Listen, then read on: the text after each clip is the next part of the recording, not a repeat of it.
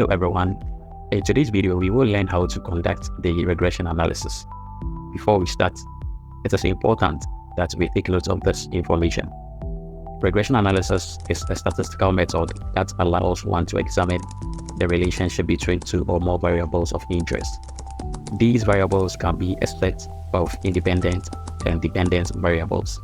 Always make sure to define a regression model that explains the relationship between your variables. A regression model is defined using this equation. Y is equal to alpha plus beta x, where y is the dependent variable, alpha is the constant, beta is the coefficient, and x is the independent variable. Now, let us jump straight into the analysis. This is a sample data imported into SPSS. You can check our previous lesson on that. This data comprises two variables: advertising spending as the independent variable and sales as the dependent variable. Hence, a regression model for this data is written as sales is equal to alpha plus beta into bracket advertising spending. To start with the analysis, click on Analyze on the menu bar. This drop-down list appears, then you go to Regression.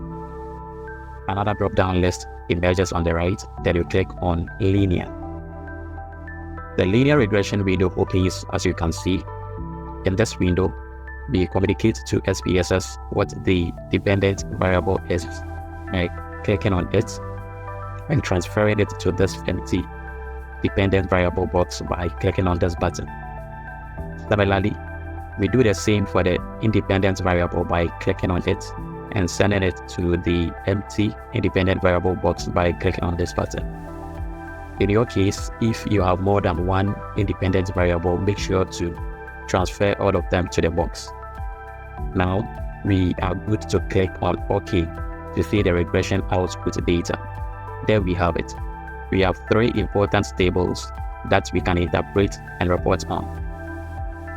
We have the model summary table, the analysis of variance table, also known as ANOVA, and the coefficient table. So let us look at the first table, which is the model summary table. With this table, we are interested in reporting the R-square, also known as the coefficient of determination, which indicates the proportion of the variance in the dependent variable that can be explained by the independent variable in the model. In this case, R-square is 0.839, which means that approximately 83.9% of the variance in the dependent variable sales is explained by the independent variable advertising spending in the model. Now let's look at the second table, which is the analysis of variance table.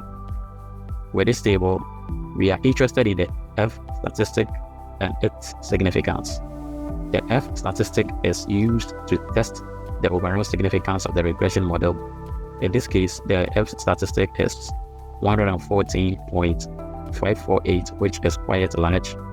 The significance value associated with the F statistic is less than 0.05, which indicates that the regression model is highly significant.